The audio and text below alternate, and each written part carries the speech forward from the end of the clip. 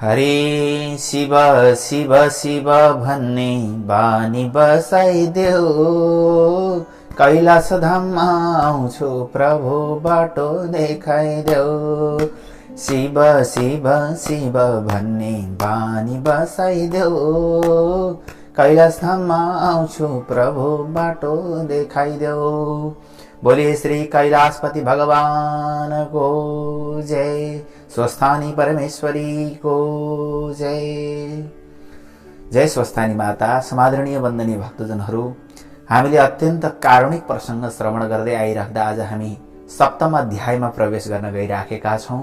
यो दिव्य कथामा सतीदेवीको मद भइसके पछाडि भगवान साम्ब सदा शिवजीले के कस्तो प्रकारले दक्षलाई दण्ड दिनुभयो, त्यो दिव्य तथा दुष्टहरूलाई भय दिनेवाला, सज्जनहरूलाई अभय प्रदान गर्नेवाला यो दिव्य प्रसंग हामी श्रवण गर्नेछौं, जसले गर्दा हाम्रो जीवनका समस्त दुःखहरू, हाम्रो जीवनका समस्त भयहरू नाश हुनेछन् र हाम्रो शिव भक्ति अझै बढेर जानेछ, हाम्रो व्रत परिपूर्ण हुनेछ। यो दिव्य प्रसंगमा हामी प्रार्थना गरौं, त्यसपछि कथामा प्रवेश गर्छौं। ओम श्री गणेशाय नमः। यं ब्रह्मा वरुणेन्द्र रुद्रमरुतः स्तुन्वन्ति दिव्यैस्तवैर् वेदैः साङ्गपदक्रमोपनिषदैर् गायन्ति यं सामगाः। ध्यानावस्थित तद्गतेन मनसा पश्यन्ति यं योगिनो, यस्यान्तं न विदुः सुरासुरगणा। देवाय तस्मै नमः। श्रीमच्चन्दनचर्चितोज्ज्वलबभूः शुक्लाम्बरा मल्लिका, मालालङ्कृतकुण्डला प्रविलसन् मुक्तावली शोभिता। सर्वज्ञाननिदानपुस्तकधरा रुद्राक्षमालाकरा। वाग्देवी वदनाम्बुजे वसतु मे त्रैलोक्यमाता चिरम्। मुखं करोति वाचालं पङ्गुं लङ्घयते गिरिं, यत्कृपातमहं वन्दे परमानन्दमाधवम्। नमो भगवते तस्मै व्यासायामित तेजसे, यस्य प्रसादात् वक्ष्यामि नारायण कथामिमाम्। नारायणं नमस्कृत्य नरं चैव नरोत्तमं, देवीं सरस्वतीं व्यासं ततो जय मुदीरयेत्। ओम श्रीमन्महागणाधिपतये नमः। ओम श्री लक्ष्मीनारायणाभ्यां नमः। ओम श्री सांब सदाशिवाय नमः।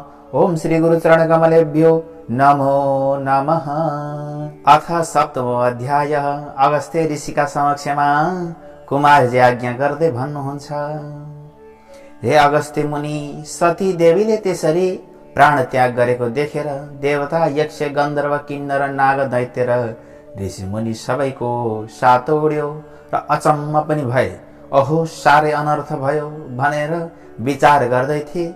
त्यसै बेला अकस्मात आँधी चलेर आयो, हावाहुरी चल्यो, धुलो उडी सारा आकाश ढाक्यो र विपरीत हावा चल्न लाग्यो। बिना बादलकै मेघ गर्जन लाग्यो। यज्ञमा उपस्थित सबै देवता, यक्ष, गन्धर्व, किन्नर, दैत्य, नागहरू धुलो उडेर आँखामा परि हेर्न असमर्थ भए। वायुको वेगमा अडिन नसकी भूमिमा घोप्टिए। वायुको त्यो उग्र वेगले कतिलाई उडाएर लग्यो, कति भूमिमा पछारिए, कति रुन कराउन लागे। त्यस हुरीमा परेर कतिको हात भाँचियो, कतिको खुट्टा मर्कियो, कतिले भूमिमा टाउकोले टेक्न पुगे, कतिको मुख भूमिमा घोप्टिएर माटो खान लागे। उठ्न असमर्थ भएका जति रुन कराउन लागे, कति रक्षा गर मरे बचाओ भन्न लागे।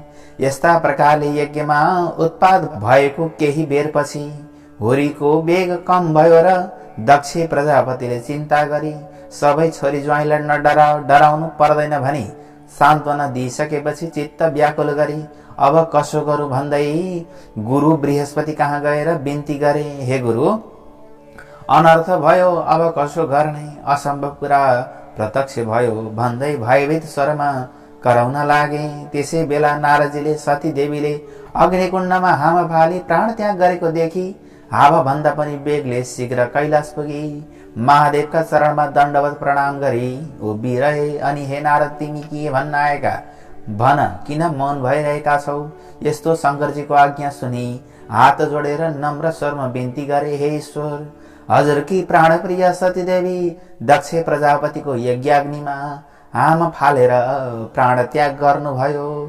किनभने हे जगदीश्वर, हे करुणानिधे, पापिष्ट दक्षले हजुरलाई अनेक क्षुद्र वचनले हेला गरी निन्दा गरेका थिए। त्यो महादेव कहाँको देवता हो, त्यो त बौला हो। त्यसलाई नडाकेर मेरो के हुन सक्दछ?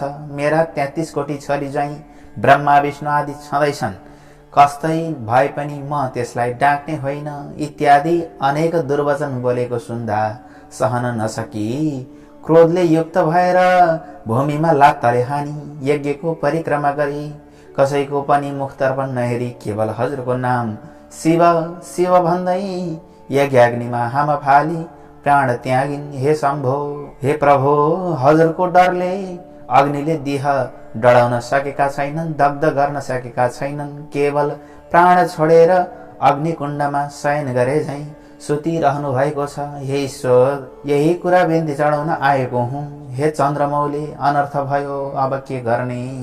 यति भनी नारदजीले उभिरहे। नारद मुनिका कुरा सुनेर महादेवले आज्ञा भयो, हे नारद मुनि, तिमीले भनेको कुरा निश्चय सत्य हो कि होइन? शिवको वचन सुनि नारदले भने, हे जगदीश्वर, हजुरका सामु मिथ्या बोल्ने साहस अथवा शक्ति ममा छैन। ध्यान दृष्टिले हेर्नु भए सत्य सत्य ज्ञात हुनेछ। नारदजीका यस्ता वचन सुनि ध्यान दृष्टिले विचार गरी अत्यन्त क्रोधले तिनै नेत्रबाट अग्निका ज्वाला निकाली दारा किटी पाखुरा निमोड्दै नारदजीका सामुन्ने नै भन्नुभयो, हे मुने, 33 कोटी देवताले रक्षा गरिएको पापिष्ठ दक्षको विनाश नगरी छाड्ने छैन। अब तिमी आफ्नो आश्रममा जाऊ भनी बिदा दिनुभयो र नारदजी श्री महादेवलाई दण्डवत प्रणाम गरेर आफ्नो धाममा गए। नारदजी गएपछि शिवजीले सती देवीलाई सम्झेर रिसले तिनै नेत्रबाट अग्निका जस्तै ज्वाला निकाली शिखाबाट एउटा जटा झिकेर भूमिमा पछार्नुभयो। त्यसबाट मेघ गर्जे जस्तै चर्को शब्द गरी भयंकर 64 योगिनी र भूत प्रेत पिचास प्रमदगढले सहित भएर महाकाली प्रकट भइन्। बोले महाकाली भगवती को जय। कस्ती महाकाली भने डर लाग्दो अनुहार भएकी, लामा लामा दारा निस्केकी, आकाश जस्तै पेड भएकी र बाघको छाला कम्मरमा बेहेरेकी, झाँक्री फिंजेकी, हातमा भयंकर खड्ग लिएकी, कहिले हाँस्ने कहिले लामो जिब्रो निकाल्ने यस्ती महाकाली शिवजीको सामुन्ने उभी के कामले मेरो आराधना गर्नुभयो भनी बिन्ती गरिन्। अनि महादेवले अघि चाहिँ एउटा जटा झिकेर भूमिमा पछार्नुभयो। त्यसबाट पृथ्वी कम्पायमान गर्दै क्रोधित सिंह जस्तै गर्जन गर्दै त्यस्तै ध्वनि निकाल्दै हजार सूर्य जस्तै तेज भएका, सम्पूर्ण शरीरमा खरानी घसेका, मण्डमाल लगाएका, दायाँ हातमा त्रिशूल लिएका र बायाँ हातले डमरू बजाउने यस्ता भीषण मूर्ति भएका वीरभद्रले महादेवका अगाडि उभिएर बिन्ती गरे। बोले वीरभद्र भगवानको जय। हे शम्भो, हामीहरूलाई किन आराधना गर्नुभयो? तिनीहरूको यस्तो प्रार्थना सुनेर महादेवले आज्ञा भयो, हे वीरभद्र, हे महाकाली, तिनीहरूलाई पापिष्ट दक्ष प्रजापतिको यज्ञ विध्वंस पारी उसको पनि संहार गरी दक्षका सहायक संरक्षक देवताहरूको पनि संहार गरेर आओ भनी मैले तिमीहरूलाई डाकेको हुँ। यसै अनुरूप कर्म गर। अब तिमीहरू नन्दी भृङ्गी 64 योगिनी भूत प्रेत पिचास समेत भई दक्षको यज्ञ विध्वंस गर्न तत्काल गइहाल भनेर भगवान श्री महादेवले आज्ञा सुनि नन्दी भृङ्गी भूत प्रेत योगिनी र पिचास सहित भई मेघ गर्जे झैं सिंहनाद गरी पृथ्वी कम्पित पारी साक्षात यमराज प्राणीको नाश गर्न हिँडे झैं क्रोधित भएर शिवको आज्ञा शिरपर गरी कैलाश पर्वतबाट हिँडी तिनीहरूको चालामाला देखेर पृथ्वीलाई भार थाम्न कठिन भयो र थर्र कामिन 7 समुद्र छचल्किए। समस्त दीप त्राही त्राही भए। दक्षको यज्ञमा पनि अनेक किसिमका उत्पात हुन लागे।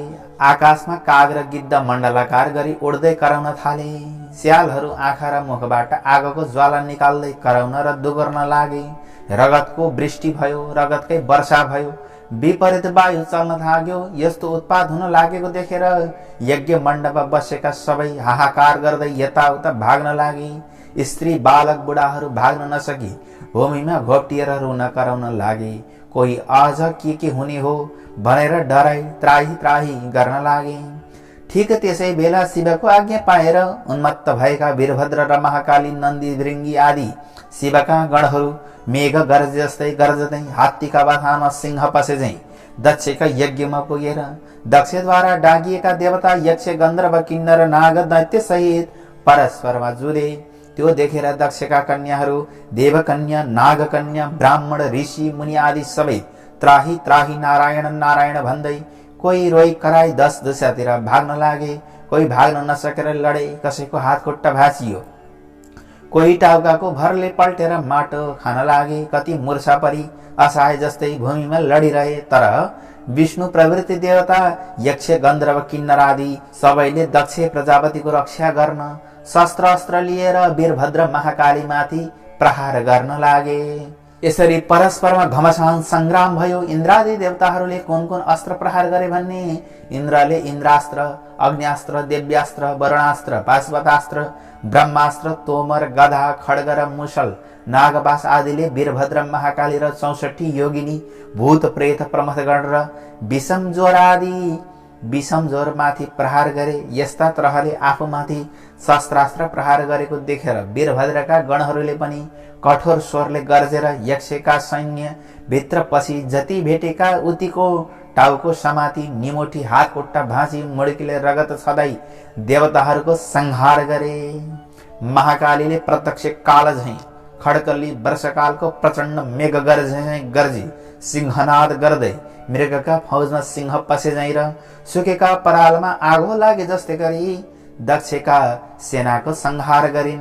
वीरभद्र समेत नन्दी श्रृंगी 64 योगिनी भूत प्रेत पिचास प्रमथगण समेतले शत्रुतिरका कसैको शिर, कसैको हात, कसैको खुट्टा नछुट्याई कसैलाई निमोठी रगत पिएर नाच्न लागे। कोही हाँस्न थाले, कसैको मासु लुसेर खाए, कसैको कोखमा पाल पारेर रगत पिउन लागे, कोही देवता भागे। यसरी दक्षका सेना र कोटी कोटी देवताको संहार गरे। त्यसरी संहार गरेको देखेर दक्षका सेना र देवताले वीरभद्र र महाकाली माथि आफ्ना शस्त्रास्त्र प्रहार गरे। तर ती सम्पूर्ण शस्त्रास्त्र महाकालीको शरीरमा छुनासाथ आफै भस्म भएर जान्थे। फेरि शिवगण र महाकालीले दक्षका सैन्य र देवगण यज्ञमा आएका धेरै वीरहरू मारिदिए। विषम ज्वरले पनि सबैका शरीरमा प्रवेश गरी अचेत पारिदिए।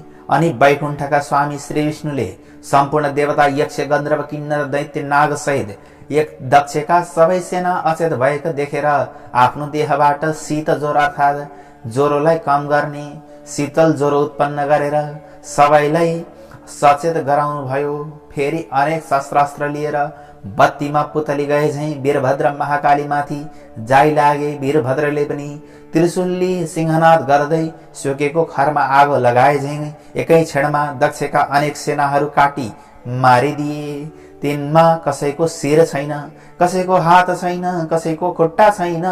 त्यस्तो स्थिति देखेर कोही रक्षा भन्दै भाग्न पनि नसकी भूमिमा लडिरहे।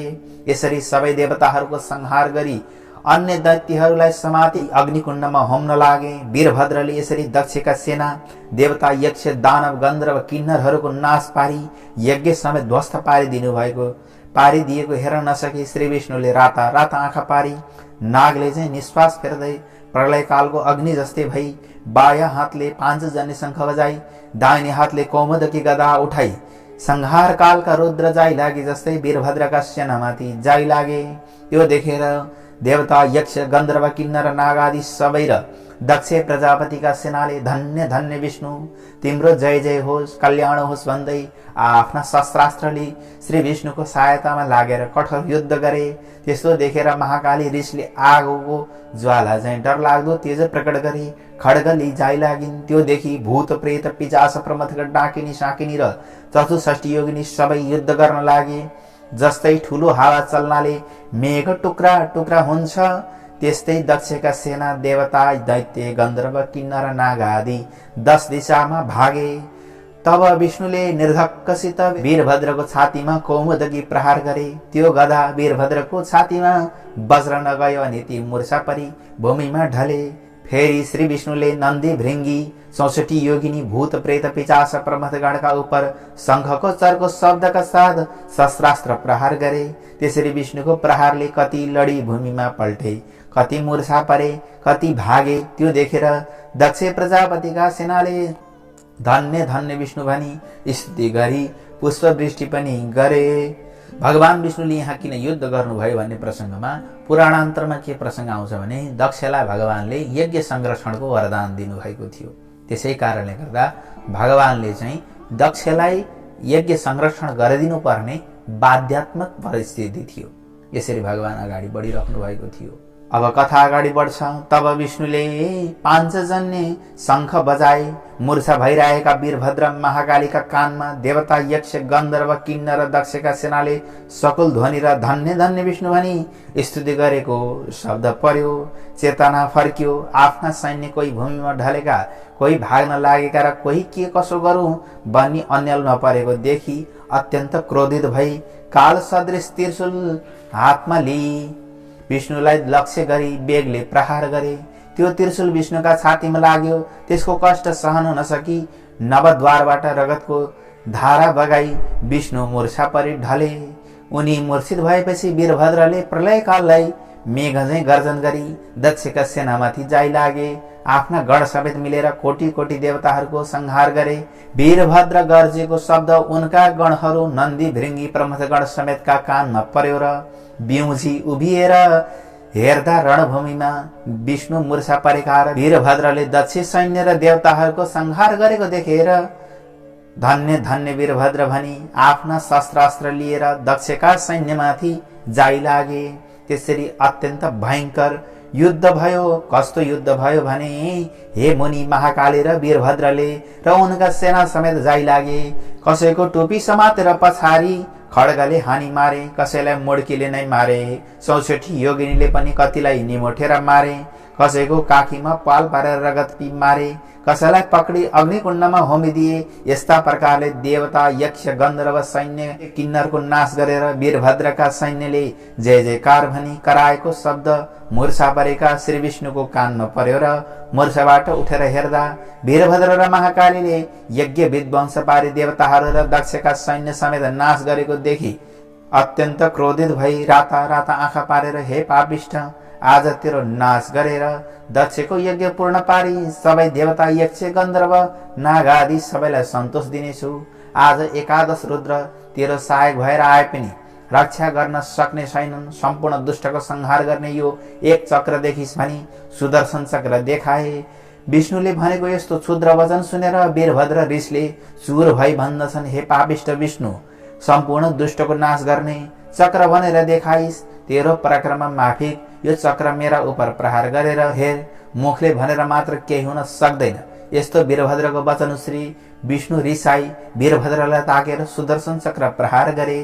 त्यो चक्र अनेक सूर्यको जस्तो तेज र प्रलयकालको गर्जना जस्तै गर्जना गर्दै काल रुद्र नाश गर्न गए झैं गयो। त्यस्ता प्रकारले आएको त्यो चक्रलाई देखि नन्दी भृङ्गी भूत प्रेत 64 योगिनी प्रमथगण आदि शिवगण त्राही त्राही भन्दै वीरभद्र महाकाली भनी उनका नजिकमा गए। जस्तो समुद्र मन्थनमा कालकोट विष निस्केर सबैलाई भस्म पार्न खोज्दा शिवले पान गर्नु भएको थियो, त्यस्तै त्यो चक्र आएको देखेर मुख बहाइदिनाले वीरभद्रको मुखमा पस्यो र निल्न तयार भएको देखि श्री विष्णुले चाँडो गरी वीरभद्रका मुखबाट सुदर्शन चक्र झिकी त्यहाँबाट अन्तर्धान भई वैकुण्ठ जानुभयो। इति श्री स्कन्द पुराणे केदारखण्डे माघ महात्म्ये कुमार अगस्त्य संवादे श्रेष्ठस्थानी परमेश्वर्या व्रतकथायां दक्षसेना वधो नाम सप्तमो अध्यायः। सबैले हात जोडौं। ओम उपनयतु मङ्गलं वा सकल जगन्मङ्गलालयः श्रीमान् दिनकर किरण निबोधित नवनलिन दल निवेक्षण कृष्ण काले वर्षतु प्रजन्यः पृथिवी सस्यशालिनी देशोऽयं क्षोभरहितो ब्राह्मणाः सन्तु निर्भयाः अपुत्राः पुत्रिणः सन्तु पुत्रिणः सन्तु पौत्रिणः निर्धनाः सदनाः सन्तु जीवन्तु शरदां शतं तत्रैव गंगा यमुना च तत्र गोदावरी सिन्धु सरस्वती च तीर्थानि सर्वाणि वसन्ति तत्र यत्राच्युतोदार कथा प्रसंग या कुन्देन्दुसारहार धवला या शुभ्रवस्त्रावृता या वीणावरदण्डमण्डितकरा या श्वेतपद्मासना या ब्रह्माच्युतशङ्कर प्रभृतिभिर्देवैः सदा वन्दिता सा मां पातु सरस्वती भगवती निशेषजाड्यापः। कायेन वाचा मनसेन्द्रियैर्वा बुद्ध्यात्मना वा प्रकृतिस्वभावात् करोमि यद्यत् सकलं परस्मै नारायणायेति समर्पयामि। बोलिए श्री स्वस्थानी परमेश्वरी को जय, श्री गणेश भगवान को जय, श्री सांब सदाशिव भगवान को जय, वीरभद्र भगवान को जय, महाकाली भगवती को जय, समस्त 64 योगिनीहरू को जय, समस्त शिवगणहरू को जय, आजको आनन्द को जय, शून्य श्रोताहरू को जय, नशून्य श्रोताहरूको पनि जय। ओम नमो पार्वती पतये हर हर हर महादेव शंभो दुख हर रोग हर कष्ट हर हर हर महादेव शंभो। सबैलाई भगवान सांब सदा पशुपतिनाथले रक्षा गर्नुहोस्, सबैको मंगल होस्, सबैको कल्याण होस्, सबैमाथि भगवती स्वस्थानी प्रसन्न हुनुहोस् भन्ने कामनाका साथमा भोलि हामी अष्टम अध्यायको अत्यन्त रोचक प्रसंग लिएर उपस्थित हुनेछौं भन्दै आजका लागि यति। ओम नमः शिवाय।